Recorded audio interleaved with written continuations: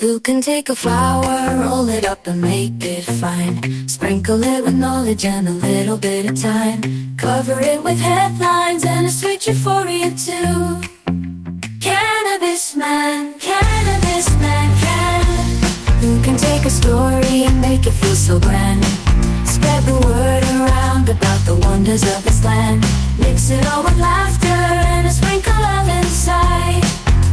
Cannabis man flies. Ooh, Cannabis man, spreading news and joy across the land, diving deep into the glowing green. Cannabis man, we're rocking. Ooh yeah. Ooh yeah. Ooh yeah.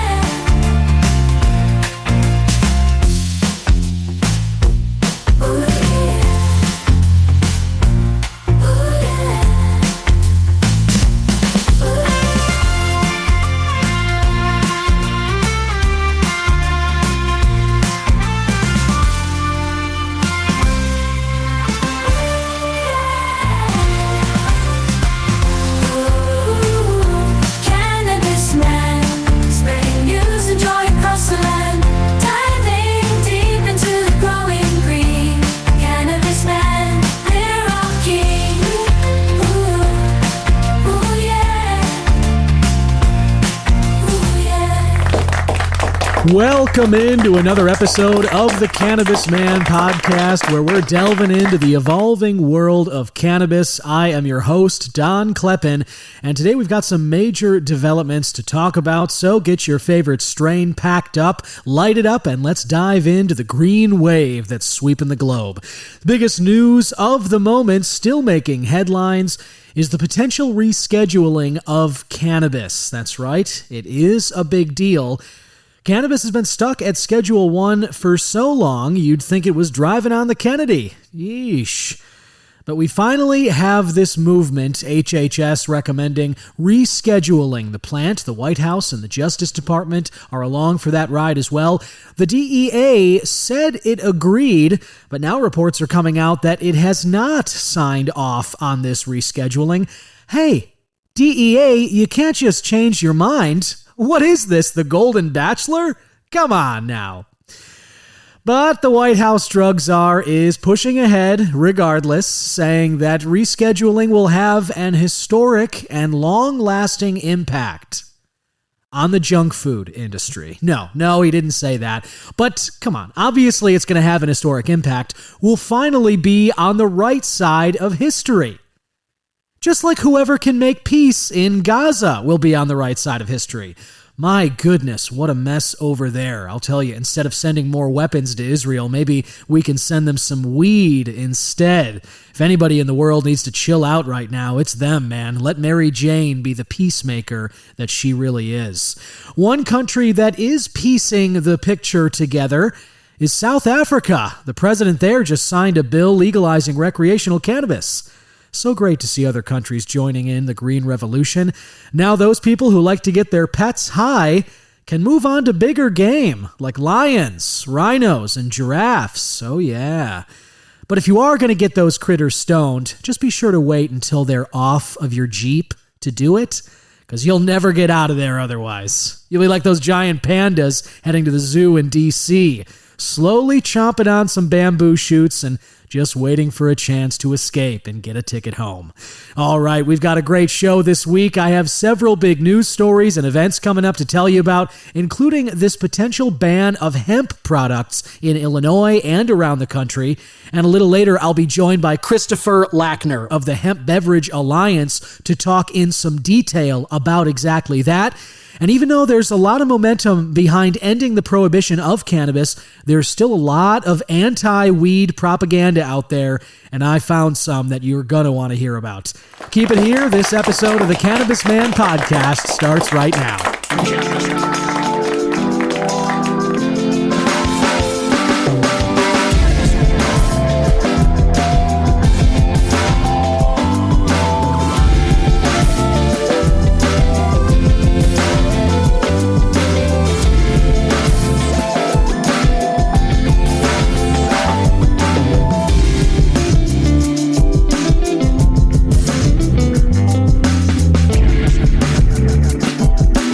This is Tommy Chong, and you're listening to the Cannabis Broadcast.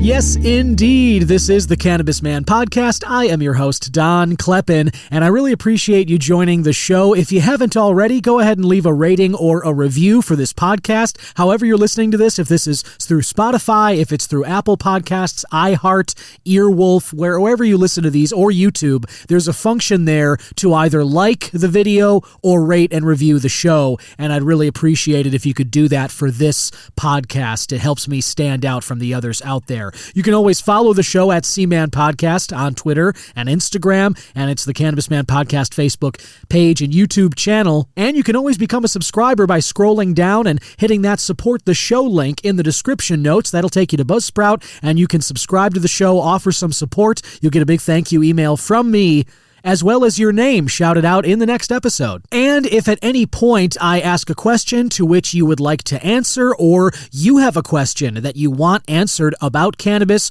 or any topic that I bring up you want to chime in on, scroll down and hit that Text Cannabis Man link right at the top of the description notes. Just click that and write your message, and I will get it. I would appreciate it if you use that to tell me what episode you're listening to and what topic you're discussing, but then let it rip and tell me what you're thinking about, because I love hearing from you and your thoughts and experiences relating to cannabis. On that note, lots of news to get to in the cannabis space this week, so I'm going to jump right into the News Joint Wrap. This is a wrap-up of news stories and events relating to cannabis in and around Illinois, and it's all brought to you by IllinoisNewsJoint.com. Cook County announces a cannabis development grant program. This new program will provide up to $3.6 million in grants to businesses that have licenses awarded under the State of Illinois Adult Use Cannabis Social Equity Program. The program offers grants to social equity cannabis licensees to defray some of the costs associated with opening and operating a cannabis business in Illinois. This is wonderful.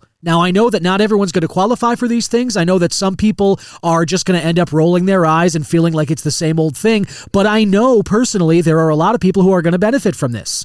And one of the biggest issues I hear from people trying to get up and started in the cannabis space is the costs as one of the largest barriers to entry for them trying to do that. The County of Cook will award grants based on the license type. Selected craft growers will get $150,000. Infusers can get up to $100,000. Select dispensaries can get $75,000, and transporters can get $75,000 as well. To be eligible for the program, businesses must have a State of Illinois Adult Use Cannabis Social Equity license and commit to locating their cannabis-based business in Cook County.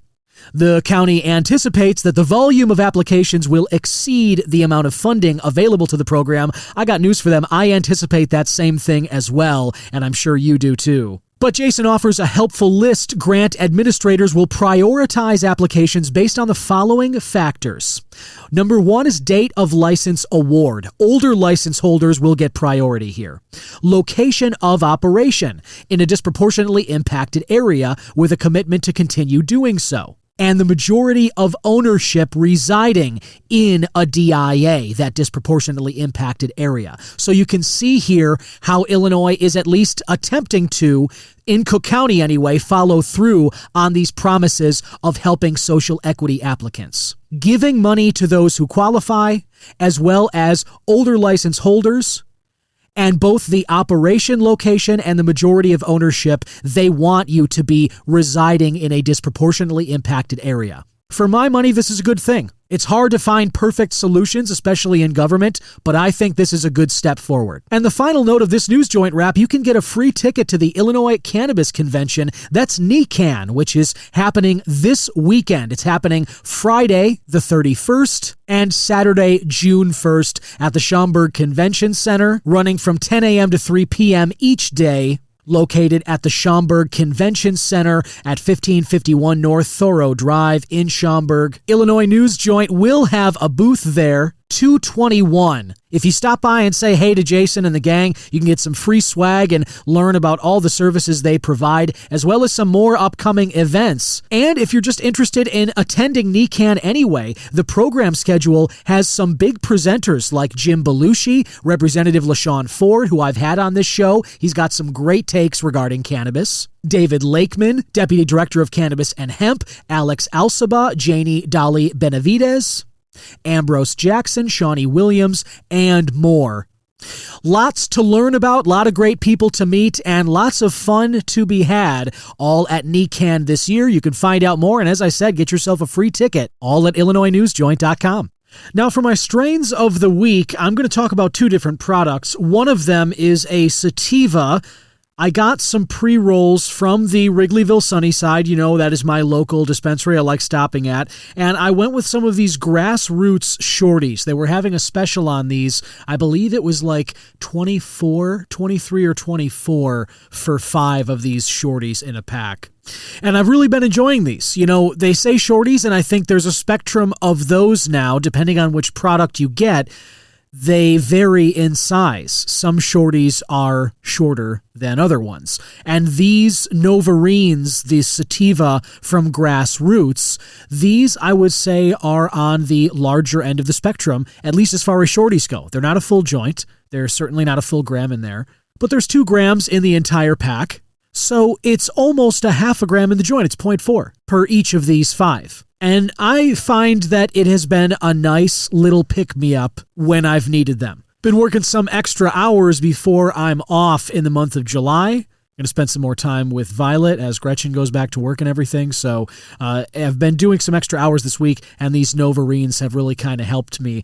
You know, listener, if you've checked out the show before, that I'm a big fan of sativas, and if I have to smoke at all, like during the daytime and such, I'm leaning on those. Indicas are, for me personally, I usually go with those in the evening time or when I'm ready to go down to sleep and everything. Otherwise, sativas are kind of my jam. Tell you what is not my jam, though, is this other product that I picked up from the Wrigleyville Sunnyside. Now, I normally am a big fan of Simply Herb. I love their price point. I have bought their products often. I've talked about different strains of theirs throughout the show. But I got what I thought was a good deal at the Sunnyside in Wrigleyville. It was somewhere around $20 or $21 for this eighth of Blockberry flower. The harvest date is April 22nd, packaged May 14th, very recently. But I gotta say, I did not enjoy this product. It looks a little off. The purple color of the buds when you grind it up, it looks just a little bit off. It did to me anyway. And I'll share pictures of them on the social media channels for the show. You can check it out for yourself. But either way, looks aside, I packed a little bowl of it. I smoked just a couple of hits, and I did not like my headspace. This doesn't happen to me often anymore. You know, it definitely was a more frequent occurrence back when I was buying black market and was just kind of getting whatever I could from the dealers and such. This is one of the few times this has happened since weed has been legalized here in Illinois where I live, and since I've been picking up regularly from these dispensaries I trust and going with brands with which I've had good experiences. Now, I am going to reach out to the Sunnyside and Simply Herb and see, you know, what, if anything, can be done about this, and I'll let you know how that goes. But in the meantime, my recommendation is to avoid this Blockberry by Simply Herb. Total THC, 29.47%, almost 30 there.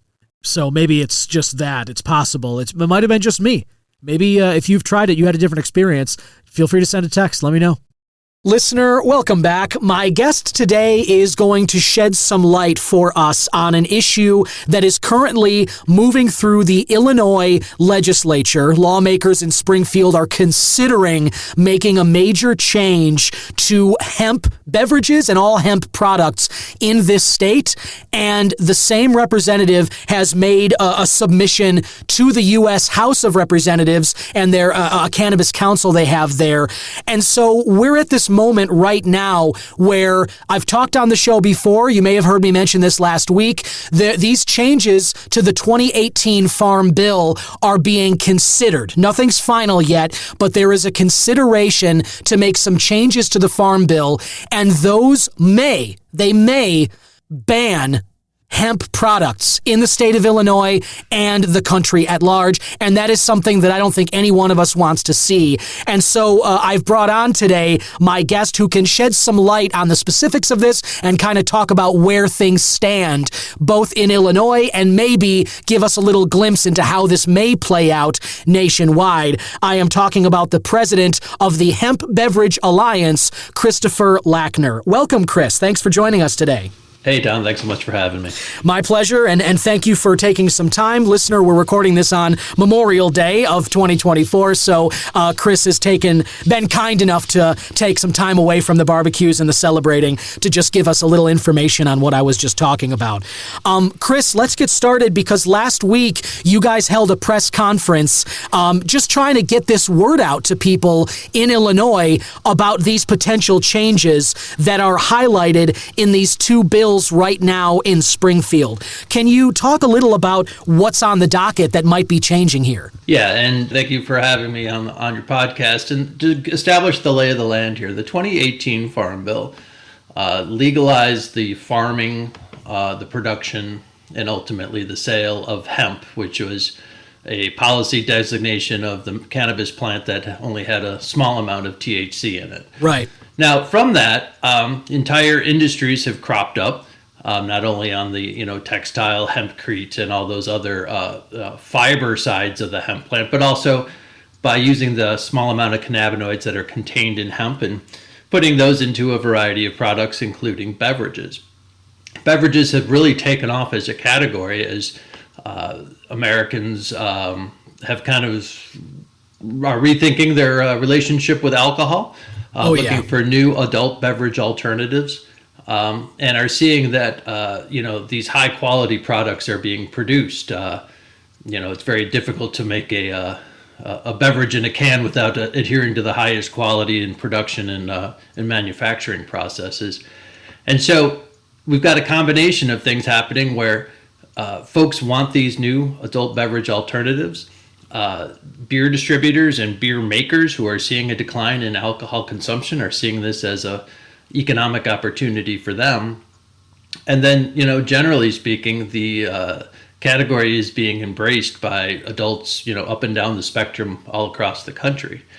And so the challenge that we had down in Springfield was that I don't think there was a real awareness of what this industry was doing, the quality of the products that were being developed, and the stakeholders who were involved in this. We hear these, terrible, the stories are, these products are, untested. They're being sold to children and suspicious, retail operations. And that kind of ignores the fact that, there's, third, fourth generation beer distributors are selling these products to very well established retailers.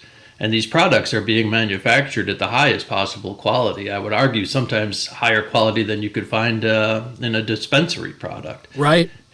And so our press conference last week and, our call to arms at that press conference was to have Springfield and have the legislature bring in all the stakeholders on this issue. I think they thought that this was a singular issue of keeping products away from children, but it's much bigger than that. It's about creating new economic opportunities for small businesses and breweries. It's about creating options for adults who want to go out and consume something other than alcohol. And it's about, creating a new tax revenue stream for a state that, desperately needs any new revenue it can get. Yeah, a lot of great points in there, Chris, and thanks for spelling it out that way. I talked a little about this issue on my episode last week, and you just kind of laid out, I think, a great scene setter for what makes this a little difficult, and that is kind of to parsing the two sides of it. And the major issue, and the one that I highlighted up front, is that basically, I have been loving a lot of these hemp hemp-based beverages that have come up in the Illinois market and elsewhere as alcohol alternatives. I know people in my own family, friends of mine, many people I've had on this show who are exactly as you said, looking for alternatives to alcohol for whatever reason. Maybe you're getting older and the hangovers are kicking your ass. That's certainly the case for me. Maybe it's just something that you want fewer calories. Maybe you just find that you like the vibe of a hemp-based beverage versus what the alcohol is. There's a lot of reasons why people are looking for alternatives, and a lot of these hemp-based products, these beverages, have risen in the last 6 years, as you said, since 2018, to fill this void.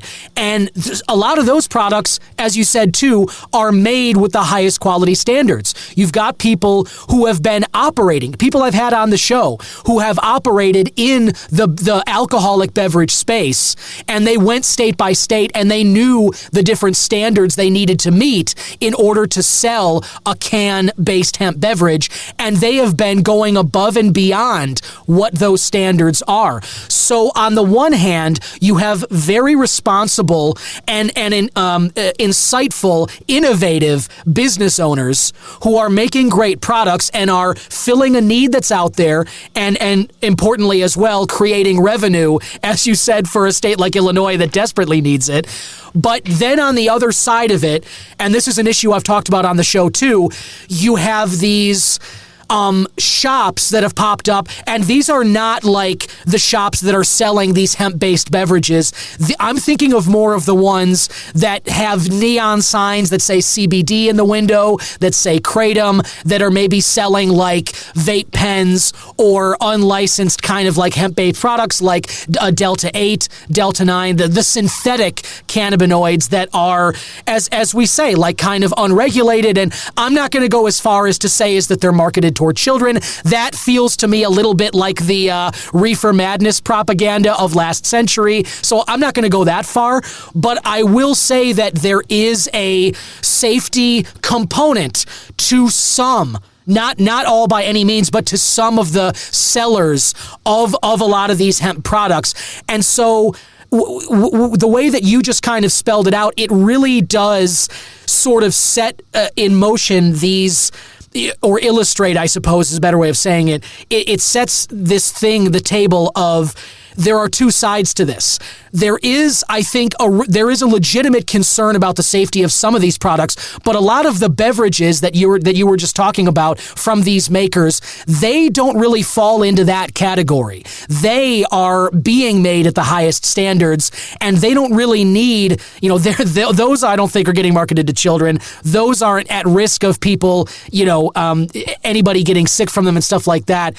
So I guess my question to you is, how do you parse this where there's those two sides of it? The very legitimate and high quality hemp beverages from good makers, and then there's the other side of like synthetic cannabinoid vape pens that pop up in shops like around the block that aren't regulated. You know what I mean? No, 100%. And, to be clear, the Hemp Beverage Alliance has somewhere around 200 plus member organizations. And so let's just say there's, 600, 700, 800 people in our group. Wow. We're all parents. We're all neighbors. We're all uncles and aunts. We care about, making sure that children are protected and that are kept away from these products. We're very concerned that any product that's on a store shelf is of the highest quality and, subjected to rigorous testing to make sure that people know what they're getting. For sure. So I think in that respect, we're just like all the other stakeholders in this industry that, we are in, our primary business is to, make sure that this is a safe and transparent industry. And so, but the big jump, I think, and as you alluded to, is that it is very difficult to make a canned beverage, right? You can, when you're talking about flour and other forms, it's relatively easy compared to making a canned beverage, right? Sure. And so there's opportunities for potentially suspicious actors to get into that. You can't have a suspicious actor get into beverage. It just doesn't work that way. Yeah. Particularly if you're trying to sell it in mainstream liquor stores and grocery stores in Illinois or anywhere else. there are inherent production steps that are required to make these that ensure safety. And then there's also the supply chain between supplier, distributor, and retailer that add an increased level of quality control and safety. And those may not be around in the other forms. And so that's one of the big differentiators. The beverages that we're talking about are being manufactured in factories. You can't just set up a canning line in your backyard and make these, as a side hustle. Right. And you can't have bad ingredients or contaminants in a canned beverage for the mere point that if you have a living creature inside a can that's got any amount of food in it, it's going to eat that food, it's going to digest expel carbon dioxide, and that can's going to explode. Right, right, totally. And so, there's some fundamentals to that. Overwhelmingly, the factories in which these are produced in are either breweries or co-packing and manufacturing facilities that already have good manufacturing processes in place, according to the FDA, or they have manufacturing processes in place according to TTB. And so, there's already an infrastructure of production that has already been relying on best practices and quality control and testing. And then you add to that the fact that these are adult beverages being, marketed to and sold to adults. There's an entire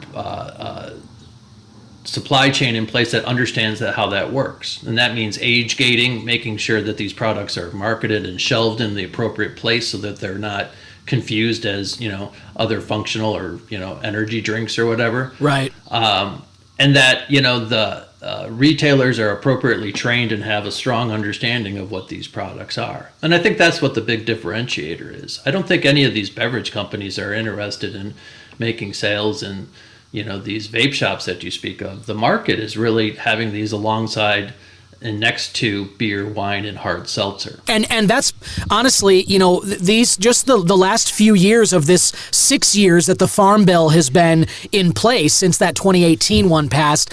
As you said, there have been a lot of businesses that have popped up this way. And I have really, myself personally, and a lot of people I know, have absolutely loved that some of these hemp beverages have been able to proliferate and get into places, not just like in dispensaries, but in liquor stores, in places like Binny's for Chicagoland, in bars where you can go. It's the same place you could order a drink or a cocktail or a beer. The fact that you could order one of these canned hemp beverages is fantastic for a lot of different reasons. And so I'm one of those who is very excited about that, who supports these alcohol alternatives, and I want to see more of these sort of hemp beverage, alcohol alternatives pop up places where people congregate, the third spaces between work and home that everyone always kind of talks about how important they are. So let me ask you, as president of the Hemp Beverage Alliance here, these Senate bills, 3926 and 0776, that are under consideration in Springfield that when we're talking here, what would be the best way to sort of navigate this going forward? You mentioned how many differences there are between the hemp beverages and some of these other products that are in these vape shops like I talked about. What would be the way is there a way to have this both ways, where Springfield could allow these well-made, responsibly produced hemp beverages to stay on the shelves and let those business owners who have done all this hard work, keep on moving, but get rid of these maybe unsafe products in the other shops that we're kind of alluding to that they may be talking about when they talk about marketed to children or whatever like that? Is there a way to have it both ways? Well, and to be clear, and I don't necessarily want to disparage the other form factors that are in the hemp industry, because there are also a lot of very good actors that are doing incredible work on quality control and marketing to make sure that these their products are safe. Yeah, but you're as right. we said, the suspicious actors are obvious. And these are gummies that have ridiculously high milligram counts and look like children's candy, and sometimes they're even taking a copyrighted product, like Oreos, and right. saying that they're they just whatever. change one letter, and it's like, oh, hey, now this is our product. And it's like, yeah, that's the stuff that I'm like, no. But I appreciate you saying that there are responsible actors who make hemp-based gummies. I've had some on the show. They make great products too. But I just mean, these ones who are made by the irresponsible actors or the people trying to capitalize on some other brand and don't really seem to care about the safety of it. Yeah, and I think that, legislation that, targets those folks and gets those out of the marketplace are going to be good for the entire category, whether it's beverage or the entire plant, whether it's beverage, flower, gummy, whatever. Yeah. But yeah, our focus as the Hemp Beverage Alliance, and we are in the enviable position of just focusing on beverages. Right. Is that we do think that there is a pathway to make this happen so that customers can get the confidence and the security in knowing that these aren't going to be targeting children. They can be confident that these are tested products and are only going to be sold to folks 21 plus, and that will have a reasonable, regulatory framework that doesn't hamper the industry, but actually allows it to grow. And with that comes kind of what I would argue to be reasonable milligram levels so that the consumer is actually getting something worth buying. There's one of the problems that we've seen in some of the states is that they've put, dramatically low milligram levels into their requirements. And sure, I guess that, that maybe achieves a certain goal. I'm not sure what, but what it does is essentially eradicate the industry because, these aren't cheap products and you are buying them to get for them to have a certain value to you, and if you're not getting that value, you're not going to buy it. Right. If the milligram is so low that it's just another seltzer, why would I buy a hemp-based seltzer when I could just go have a whatever, just a baseline seltzer? You kind of wipe out the point. I get what you mean. Yeah, it absolutely doesn't do the thing that it's setting out to do, which is to provide a reasonable alternative adult beverage for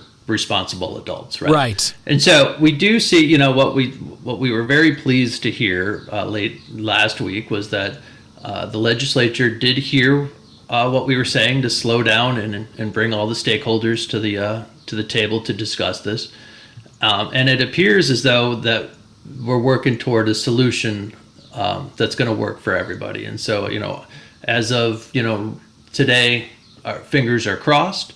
That we'll be able to move forward in such a way that either creates a regulatory framework that allows the hemp beverage industry to thrive, or at the very least no legislation created that completely destroys the industry. Oh, that is great news. I appreciate you sharing that here, and that's a very positive development because, like I said, I saw the press releases last week. I saw a lot of reaction on social media. I think people, understandably, when they started getting word that there was this change being considered, and like I said, it seems like what's being proposed here in Illinois has also been proposed to the U.S. House of Representatives. So the fact that that there was a possibility put forth by lawmakers in this state, in Illinois, and then countrywide that would have just completely cut these responsible business owners off at the knees and removed their products from the marketplaces. I think there were a lot of negative reactions to that, understandably so. So I'm really, really thrilled to hear you say that you guys got your message through to Springfield. And again, fingers crossed at least that they're considering moving forward in a way that maybe benefits both sides. And as I said before, has this both ways where the people who are concerned about safety have those concerns alleviated, and the rest of us adults who are interested in a lot of these products and beverages as they have been coming out can still have those and enjoy the social alternative to alcohol, which has kind of occupied that space just alone at the top there for so many years, at least here in this country, Yeah, and the one thing that we were very this is just one of those societal American things. We never really applaud government.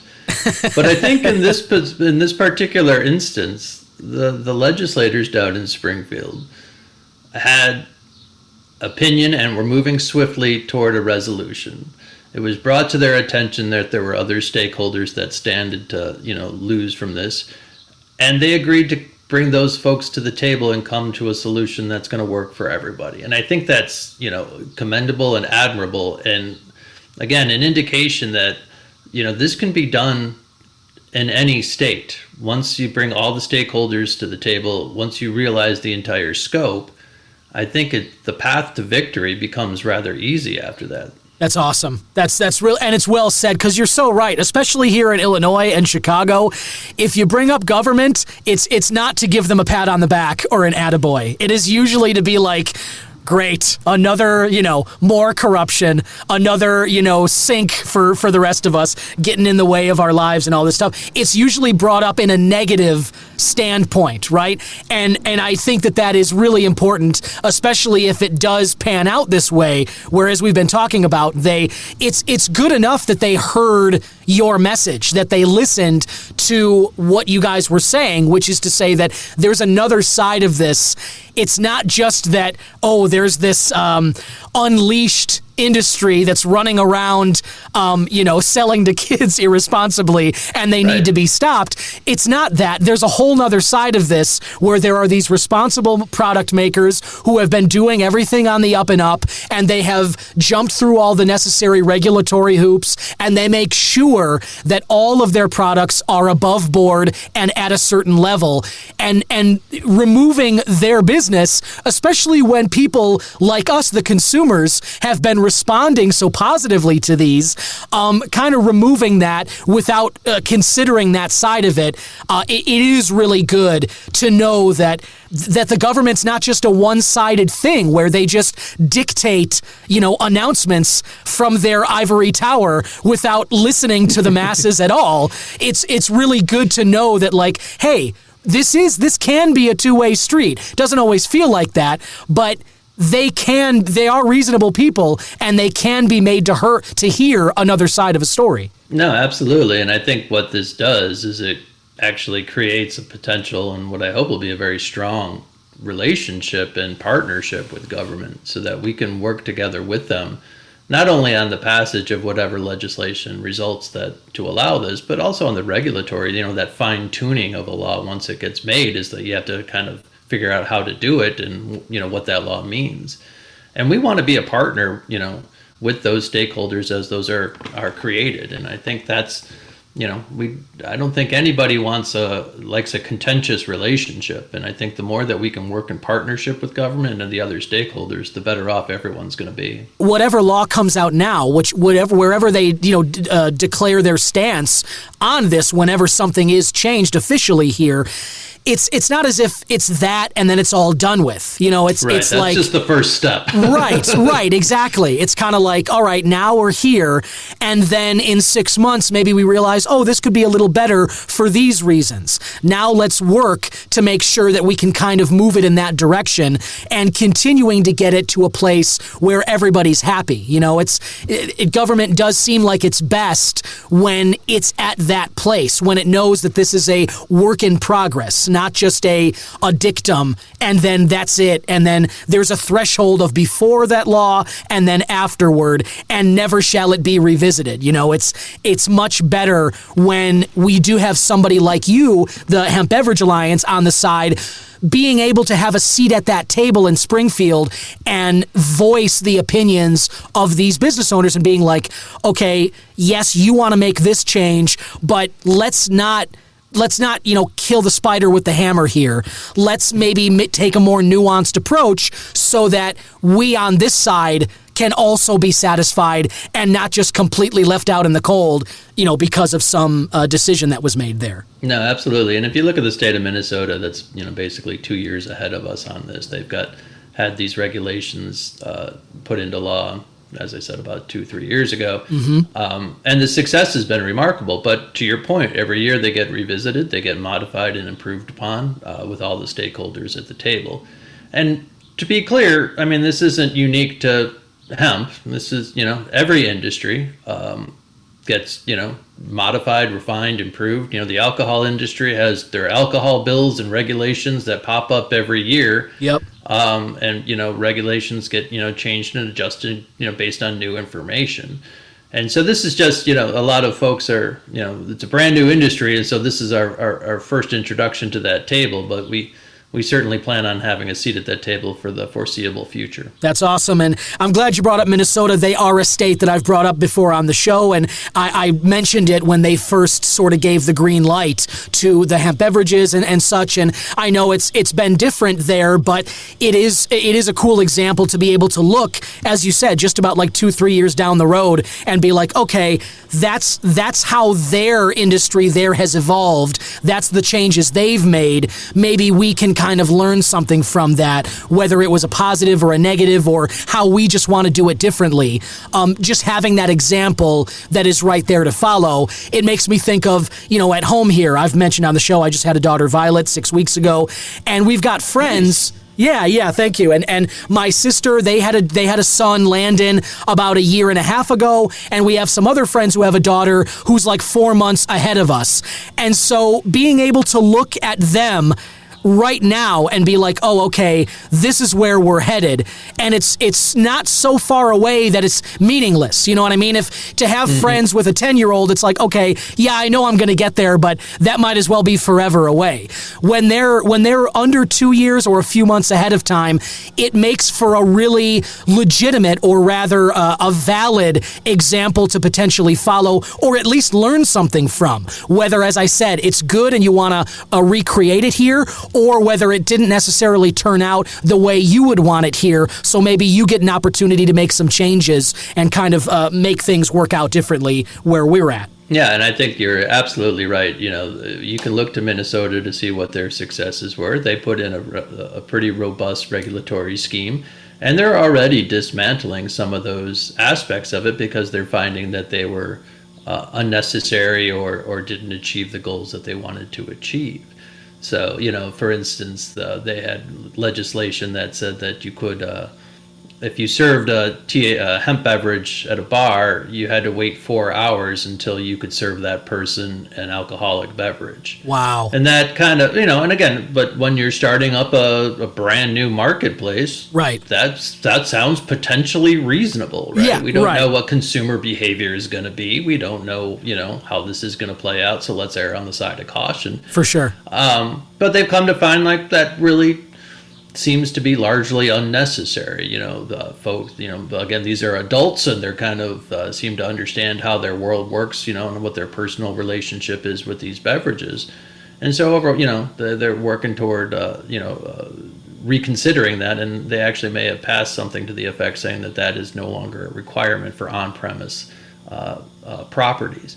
And so I think what's good about this is, we have a neighbor to the north that, in character is very similar to Illinois, right? I mean, we're Midwestern, we share, right.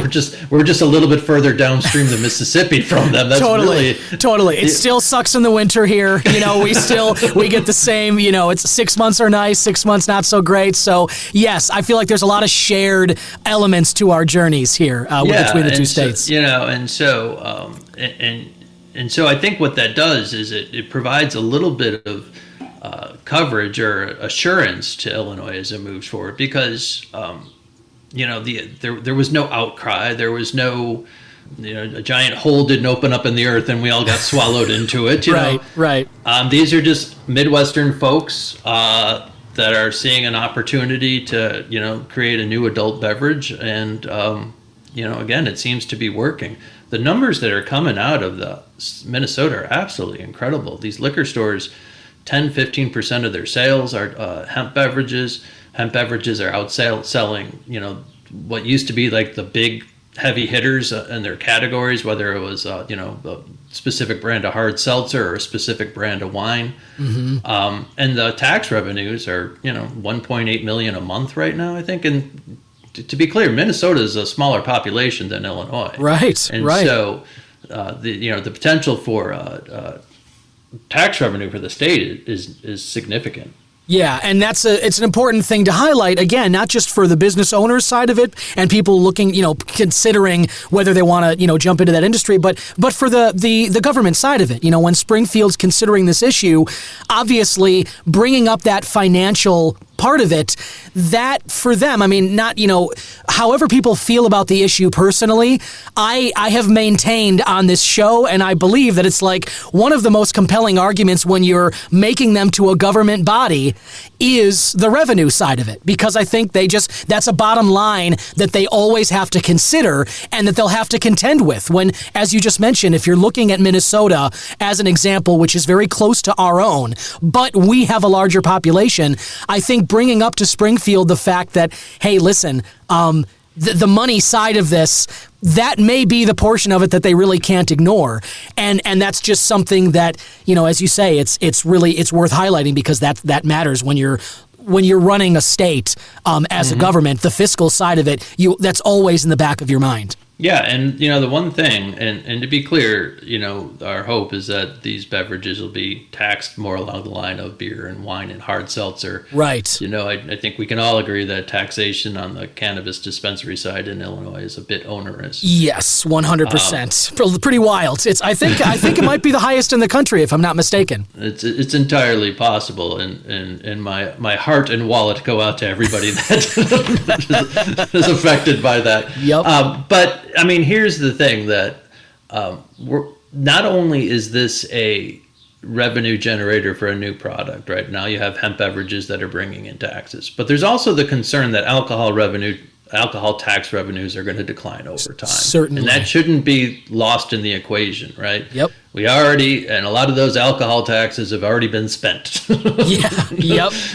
And so there is kind of this push-pull of like we have a new tax revenue system that can come in that, and then it can not only kind of top off what we have, but as alcohol revenues start to go down, it's going to, replace that. And the other thing I do want to mention very quickly on this tax issue, and I know it's extremely boring, but no worries. I bore the listeners all the time on the show. That's what we're here for. That's what we're here for. Totally. Feel free, man. Go ahead.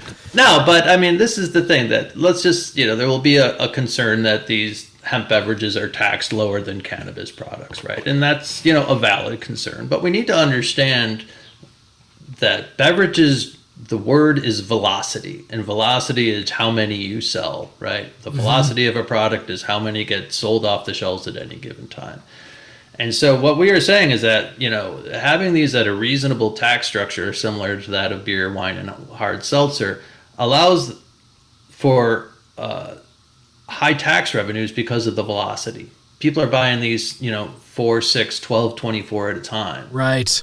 And that velocity, just like when you see, beer going out the door on Memorial Day weekend, these are not high margin products. These are not, it's the fact that you're selling so many of them is where the state gets its tax benefit. And so my ask, to the legislature is, realize that this is nothing like cannabis. This is nothing like the dispensary model. This is just another adult beverage. The only difference is there's a different molecule. Other than that, it's just another heavy can of water. Yeah, right. And well said, too. I think that it gets back to that velocity point. And you mentioned, we're sitting here on Memorial Day. There's a lot of people, throwing back beers with barbecues right now as we're talking. And that is why it's a more fitting model to look at beer and look at the hemp, beverages and in terms of taxation. That's why it's a much better model to look at because, as you say, with the dispensaries, if somebody's going to buy, whether it's an eighth of flour or a gram of concentrate or pre-rolls, whatever it is, that pack of 12 pre-rolls, whatever that thing is, that is going to, it's going to go down a little bit quicker. It's not going to last them as long or whatever. And so the high percentage that people pay for a tax, I think that there's a willingness from the consumer to pay that because of how long that supply may last them. And when we're talking about these hemp beverages, if someone buys, it depends on the weekend. Somebody could buy a 6-pack and maybe that'll get them through the week. Or in another case, someone might buy a case of them like today because they're having a block party or a barbecue with the family and they're just going to put it all in a cooler and they know that it's all going to be gone by later today. And so that to me speaks to why beers and kind of like the alcohol model is a much better example to follow when we're looking at regulating these hemp beverages. And I just think you made a really great point there as to why the government should feel the same way, you know? No, absolutely. And, I think that everybody hopes that in a not so distant future, the taxes on the dispensaries will go down. And, who knows, maybe if we get, some strong taxation out of these hemp beverages, it can help ameliorate some of that. That's a great point, too. It's a win-win-win-win. Exactly. To the fourth power. Love winning, and that's very, very cool. Chris Lackner, thanks again for jumping on. I want to ask at the end here, if people want to get involved, if they want to support what you're doing at the Hemp Beverage Alliance, or if they, want to add their voices to the chorus here, shouting at Springfield to kind of listen to this other side of the issue, how can people best support you guys? Yeah, well, the easiest way is to go to hempbeveragealliance.org, and that's our website with all the information about what we do. If you want to join up with us, we'd love to have you as a member. If you want to send me an email, info at hempbeveragealliance.org. But I guess the big thing, if you really want to dip your toes into this water and you wouldn't mind spending a weekend up in Minnesota, come to our Hemp Beverage Festival. We're doing on June 8th up in Minnesota, up in Minneapolis. We're going to have 30 brands, music, food trucks, and all that other stuff. It's going to be a celebration of the category. And if you want to see what these are all about, and you can make it up to Minneapolis, we would love to have you come up and see what our festival is all about. And you can also find that on our website, hempbeveragealliance.org. Perfect. That sounds awesome, Chris. I'm really glad you brought that up. I would love to step on over there myself if I can. I will try and make it up to that festival as well, because I know I love Minneapolis, and we were just kind of talking about the similarities, Illinois and Minnesota and whatnot. And just being able, I love going to these cannabis events and going to a summertime hemp beverage festival like that sounds like a whale of a good time. And I'm sure that people listening are interested in it as I am. So as Chris just said, listener, you can head to hempbeveragealliance.org to find out more about all of that stuff.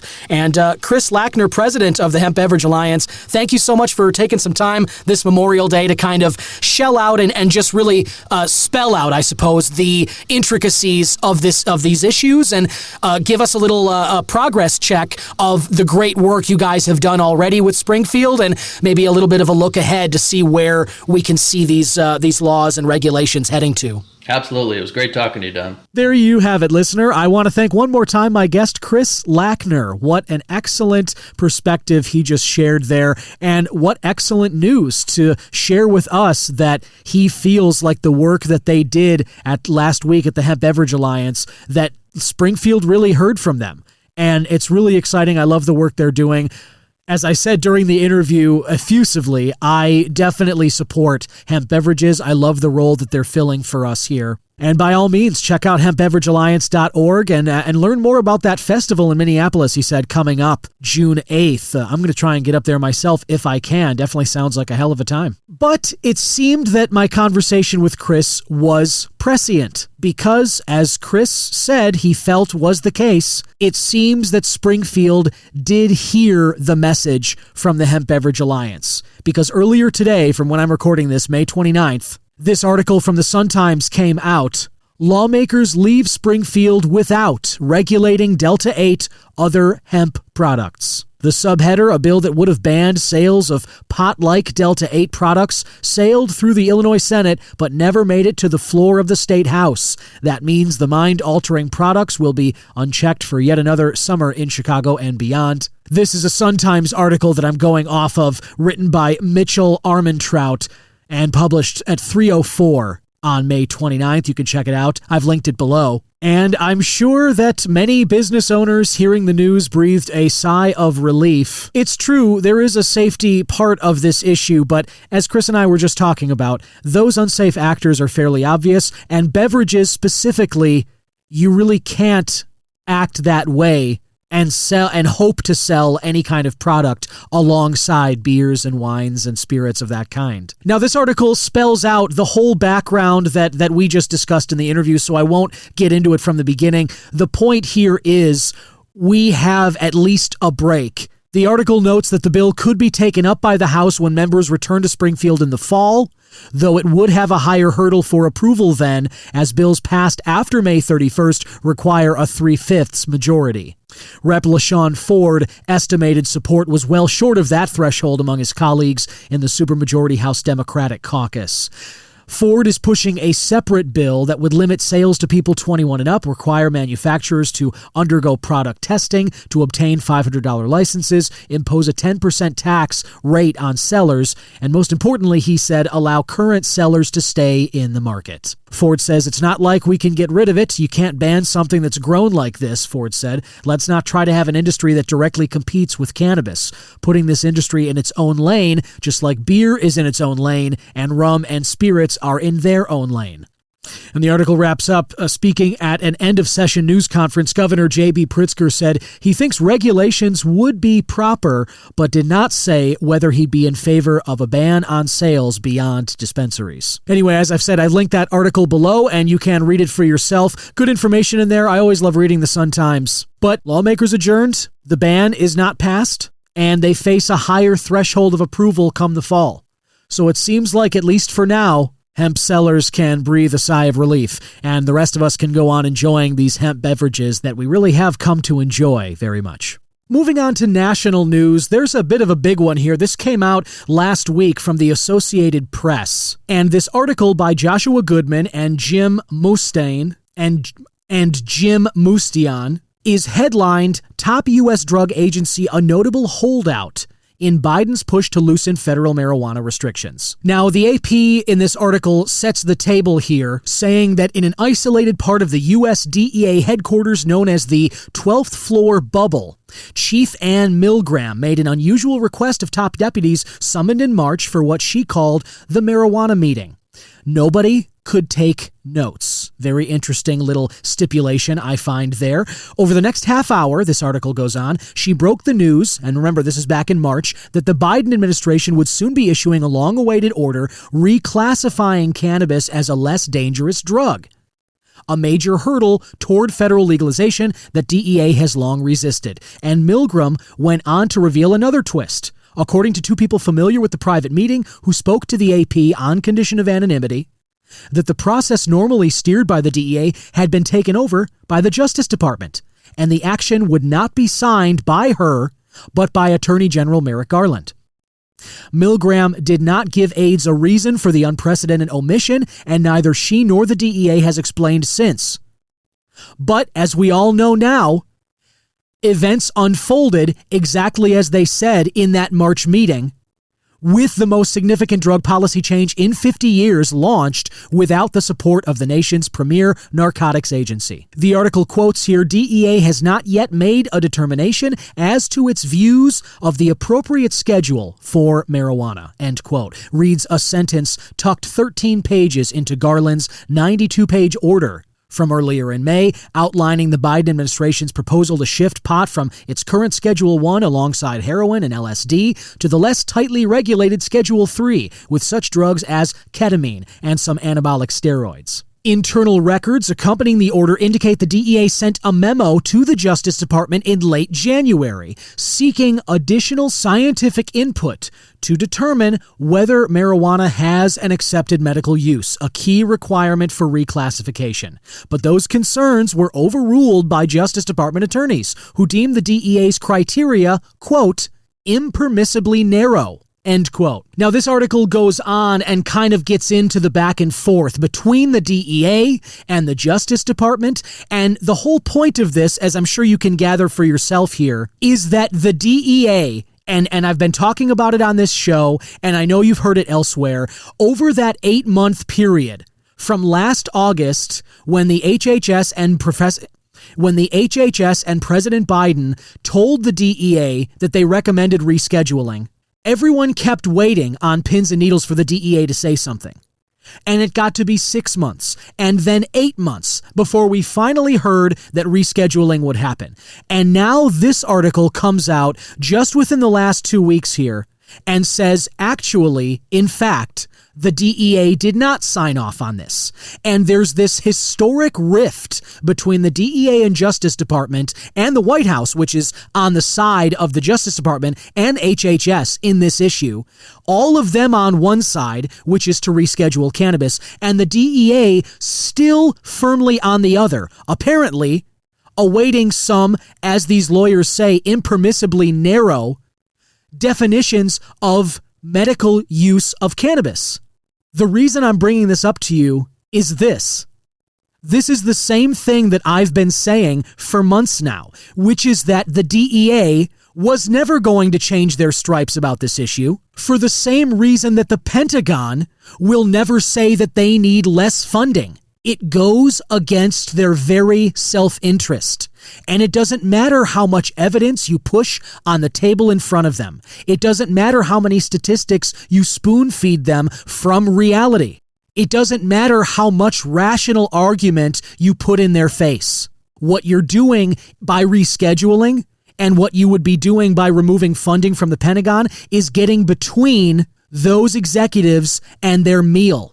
You're putting yourself between them and their bacon. That's sweet government money. And in the case of the DEA, you're taking away their control. One of the few things they said during that 6-8 month period while we waited for them to make an announcement about rescheduling, one of the few things they did say was, hey, whoa, we're the only ones that have the authority to make this change. Well, funnily enough, that one comment proved to be inaccurate because here we are sitting at the end of May and it turns out that Merrick Garland and the Justice Department disagreed with that assessment and they went ahead and they're moving rescheduling forward anyway. So, sorry DEA, I guess you didn't actually have the control you thought you did. And just because you have planted your head in the sand and you've tried to hold back this green wave of momentum to try and end this prohibition, it's not stopping. And you can't stop it. And I find it very interesting and a little bit amusing, if I'm being honest, that the DEA has come out and basically said, you know what, we actually haven't signed off on this. I'm wondering if anybody out there cares at all, one way or the other, if the DEA signs off on it or not. Personally, I don't. As long as we eventually maybe get it decriminalized entirely, which, as I've said, this rescheduling is not the end game. It's just a crucial step on the road to ending the prohibition once and for all. But the DEA couldn't even do that because they know, likely, that that's where this is headed. And if it is decriminalized, that's one less drug or substance, one fewer drug or substance that the DEA has lordship over, that the DEA can send agents out to, breaking into homes and trying to steal supply from, people who are either growing it themselves or moving it from place to place. This is taking one major leg out from the table that the DEA exerts lordship over. That's why they were never going to be on board with this. And as much as I've celebrated the news of rescheduling, and I really look forward to it, the public comment period is open right now. I talked about it on last episode. If you haven't heard, you can go check that one out. And I shared a link in the last episode to a site where you can leave your own public comment on this issue. Tell the DEA what you think of them, and just tell the White House and everybody, be a part of the public record calling for the end of this prohibition. But the reason I bring it up is that I just couldn't help finding it amusing that it seems that I was right after all, that the DEA really couldn't be relied upon to be listening to the American people, and not just the people what they want, but the science itself. Not admitting that there's any medical value to cannabis right now in 2024 seems a little bit like saying human beings are never going to fly. These Wright brothers who are trying to make their aircraft in those fields or whatever, they're never going to succeed. It's going to take 1 million years and $1 billion+ to ever make anything like that happen. That is the attitude it seems like the DEA is exhibiting right now. On this topic, but moving onward, the White House drug czar says in an almost hilarious rebuke to the DEA and that topic we were just talking about, the White House drug czar says that rescheduling marijuana will have historic and long-lasting impact. Now, you can file this under the no-duh category of news, but I wanted to read this because I thought the quote was valuable. Here's the quote from the drug czar. "We have had a policy for over half a century where so many lives have been upended because of our failed approach to marijuana." The director of the Office of the National Drug Control Policy, Rahul Gupta, said in a recent interview. He goes on, "We have had so many people arrested, prosecuted, and incarcerated. We know white, black, and brown people use marijuana at similar rates, but black and brown incarceration rates are higher." End quote. Gupta says the move will make banks more willing to work with cannabis businesses via legitimate interstate commerce. Rescheduling is, quote, going to be really important to remove barriers to critical research and perhaps drug development, and it could also lead to more research into the benefits of medical marijuana, says Gupta. It happens that Schedule III drugs are a much, much lower priority in that way. Tylenol with codeine and testosterone are Schedule III. It will have an impact on racial disparity, incarceration, and prosecutions. And whether in Massachusetts or West Virginia or Texas, Americans should be able to get treatment for their condition. End quote. When it comes to when we could see marijuana-based medicine sold in pharmacies, Gupta says, quote, "I'll leave it to others to talk about the commercial process. The focus for the president has been making sure Americans are able to get the help they need no matter where they live, and on the other side, making sure we're not hurting people." End quote. Since the DEA began the 60-day public comment period May 21st for their rescheduling proposal, over 6,000 comments have now been submitted, with just 3% in support of keeping marijuana Schedule I and 2/3 in support of descheduling marijuana altogether. That would be that decriminalization, ending the prohibition that I was talking about. That's the end of the article. I will share it so you can read for yourself. It's from our friends at the Marijuana Herald. This is Anthony Martinelli, who I read his work often on the show here, and I've linked it below. By all means, read it for yourself. And taking a look across the Atlantic Ocean here, something I brought up in the marijuana log is the South African president has signed a bill legalizing not just medical, but recreational cannabis. This is also from our friends at the Marijuana Herald, this article I'm going off of. South African President Cyril Ramaphosa, I hope I'm saying that right, has signed into law the Cannabis for Private Purposes Act, CFPPA. That bill regulates the cultivation, possession, and use of recreational cannabis by adults in a private setting. A quote here, "The consequent regulatory reform enabled by the CFPPA will, amongst others, entirely remove cannabis from the Drugs and Drug Trafficking Act," states a press release sent by the president's office. "This will further enable amendment of the schedules to the Medicines and Related Substances Act and provide for targeted regulatory reform of the Plant Breeders' Rights Act and the Plant Improvement Act, as well as other pieces of legislation that require amendment to allow for the industrialization of the cannabis sector."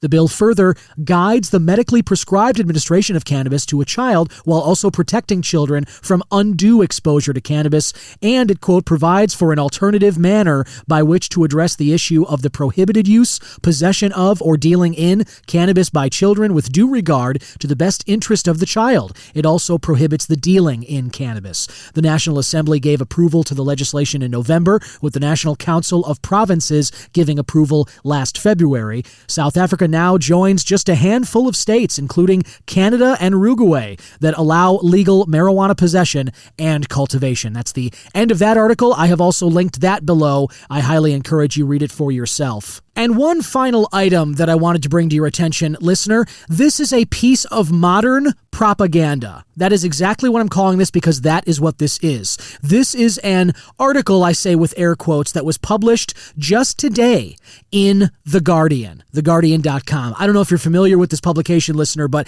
it is very conservative. But being conservative isn't necessarily a bad thing. I read liberal and conservative pieces of news all the time. I definitely prefer to get my news from multiple sources. I feel like it gives me a more well-rounded view of the world. and it allows me to step outside of various bias bubbles and try and get information that can be agreed upon by all sides. So I don't have a problem with a conservative publication at all. I enjoy them. And I have definitely taken some news pieces from The Guardian in the past. But this one really rubs me the wrong way. And it's so egregious that I found it interesting that they don't even put an author's name to this. It is simply listed under anonymous. That's literally the author's name of this Guardian piece here. And so I'm going to go ahead and kind of read through this and see if you, like me, can detect maybe the not so subtle implications of this, I would argue, not real person's perspective on the issue of cannabis.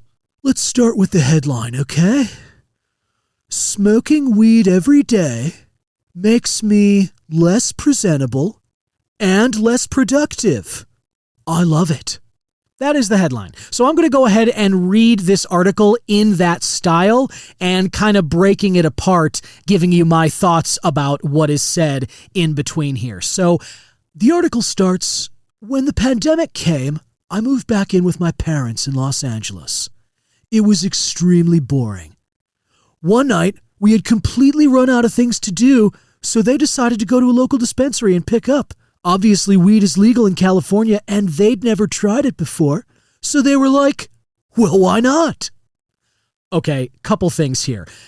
I like how this fictional person lives in Los Angeles, a prototypically liberal city, Hollywood elite. So obviously, this fictional character, in order to maximize the rage coming from the conservative that they think is reading this, where else would they be but in Los Angeles, moving back in with their parents?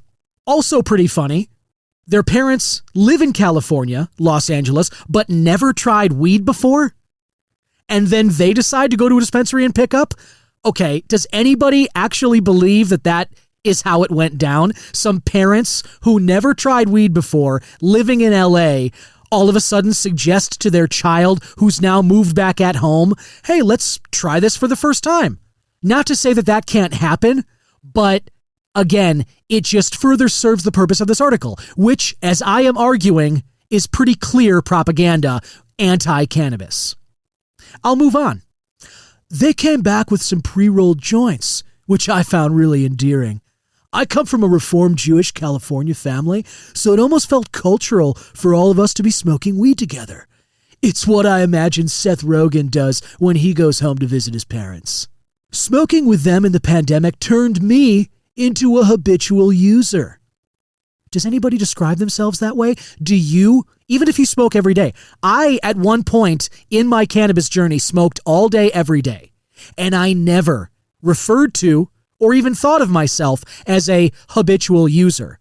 That's DEA language, man. That's fucking narc stuff. That's not how stoners talk about themselves. Habitual user. Things escalated when I was in a job where I wasn't getting paid that much and the company was being shitty. I started smoking at the start of each day.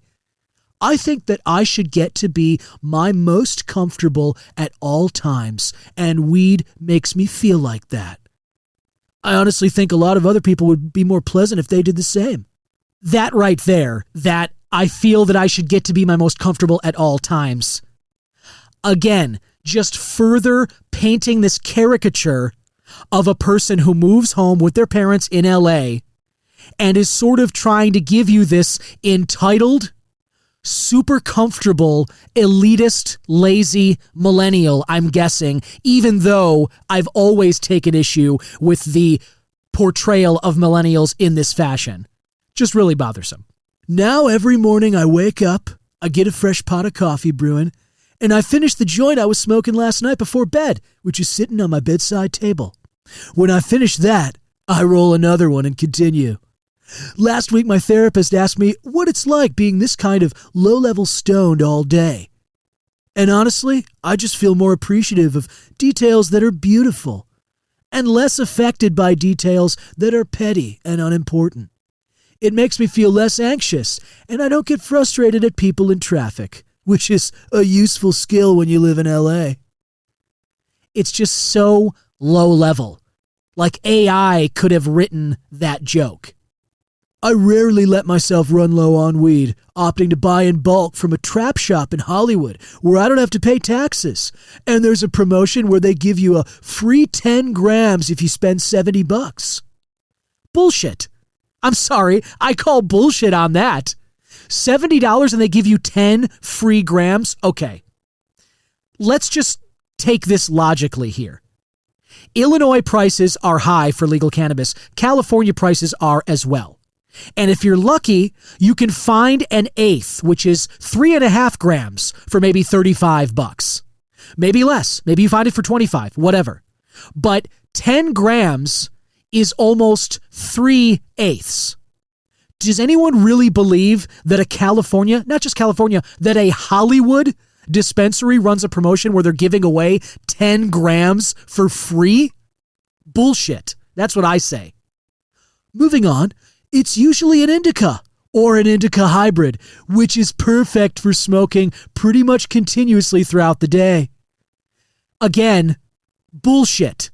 Anybody who knows even the slightest bit of what they're talking about relating to cannabis would never suggest that indicas are the perfect weed for smoking pretty much all throughout the day. I know we all have different preferences. I know we all have different tastes. Everybody's subjective. Perspective is subjective, like I like to say all the time. Maybe you are someone who enjoys smoking indica or an indica hybrid all day, every day. And if you are, text me. Scroll on down, let me know. Hey, I do this. It's not that crazy. That's fine. I'll believe you. And I would like to know if there are people out there doing that. But I'm sorry.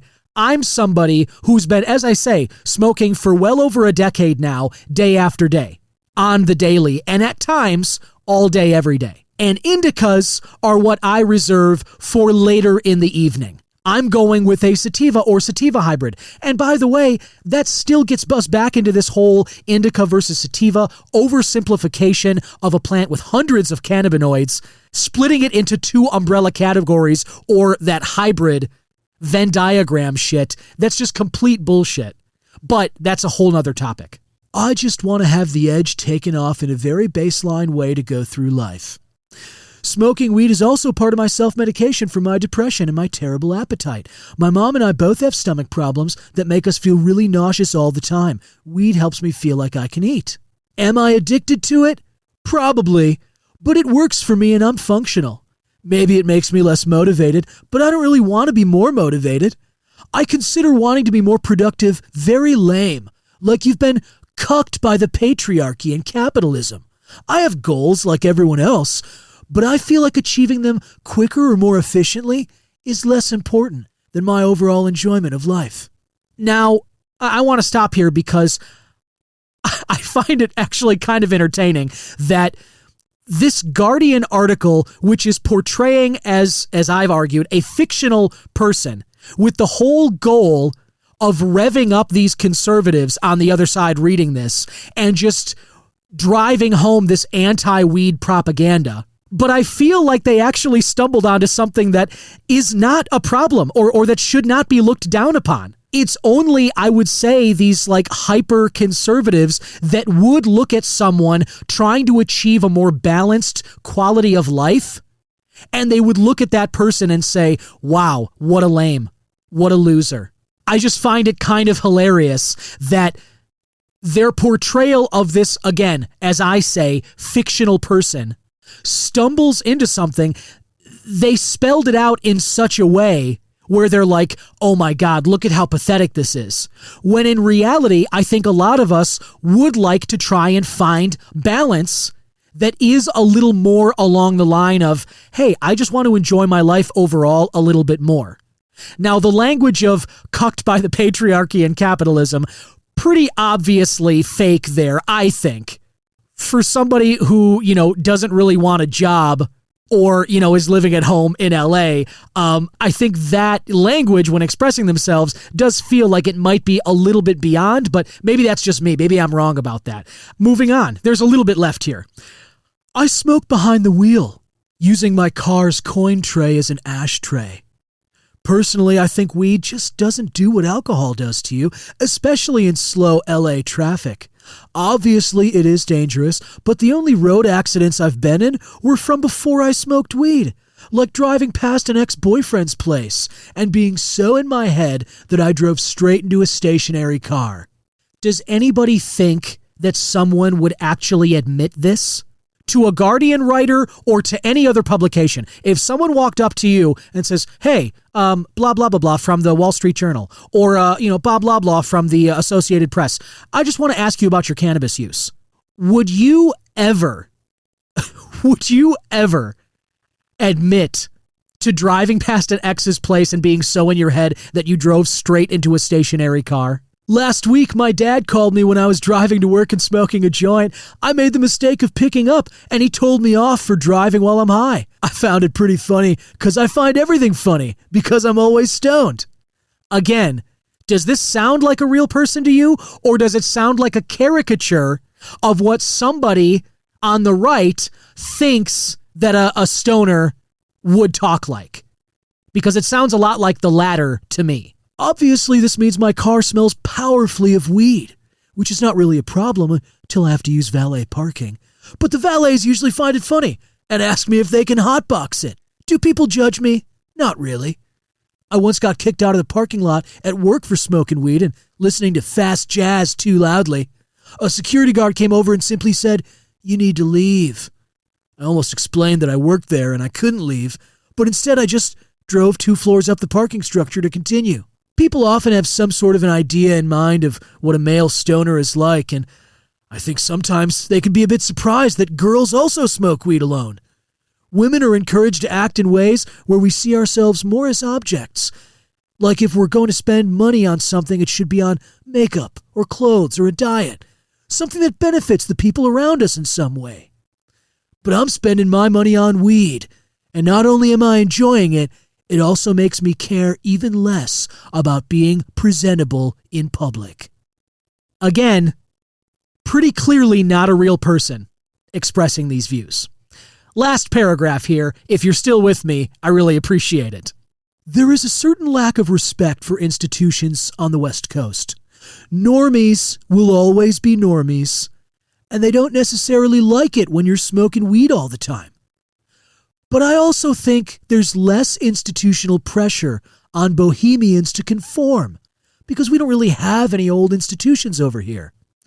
All these fucking studios were bought out by tech companies. None of these institutions have respect, so it's like, why should you not smoke outside a building or vape in Zara?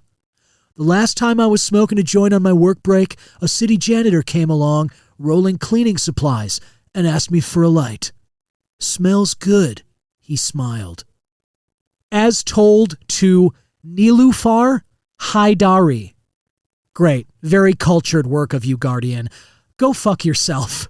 That is all I can possibly say after reading that complete garbage of what I can't even call an article, just a propaganda rag. That's what I'll call that. It is a stained square of toilet paper on the internet that you can go and look at anytime you want to. I've linked it below. By all means, if you want to scroll through and verify that everything I read actually came from the article and it wasn't just me spitballing some, as I say, parody character. This is really an article that came out today when I'm recording this, May 29th of 2024. When I first read through this, I thought it really was a parody.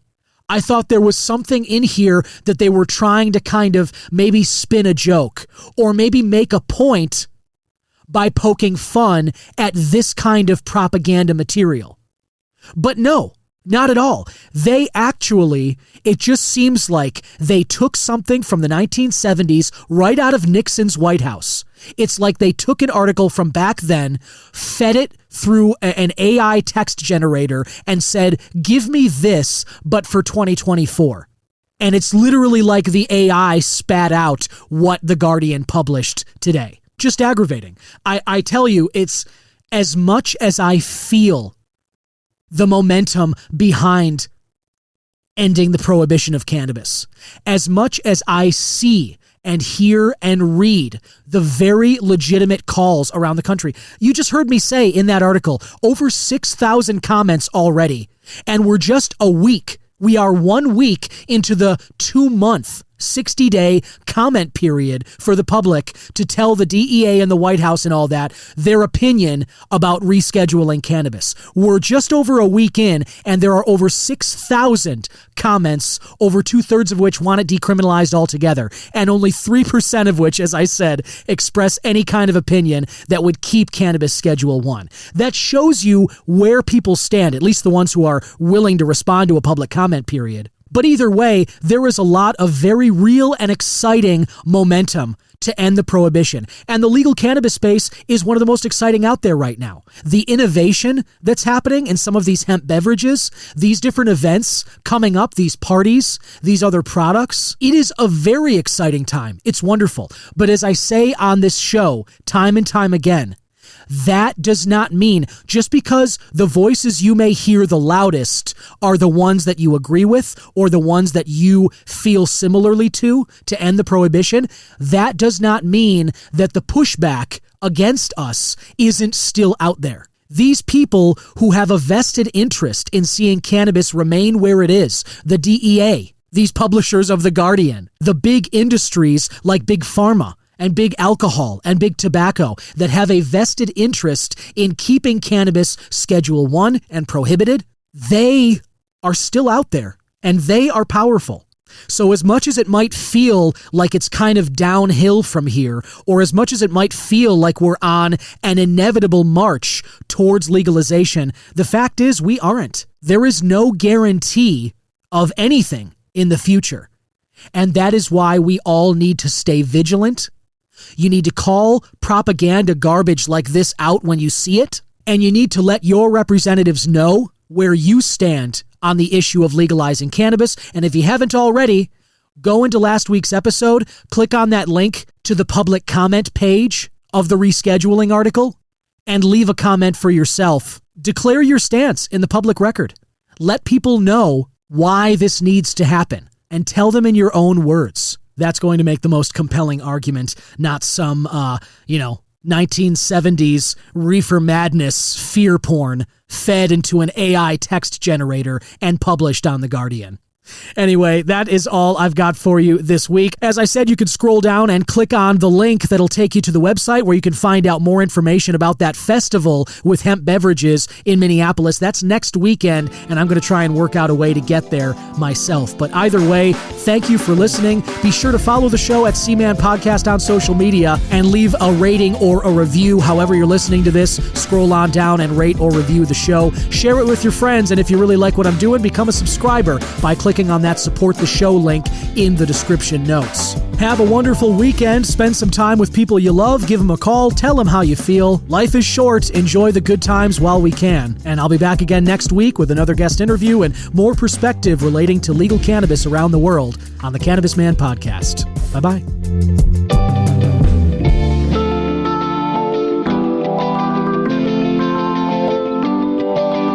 Cannabis Man is 100% originally crafted by myself, Don Kleppen. Original theme music written and composed by Yusu Kim, aka Goodson.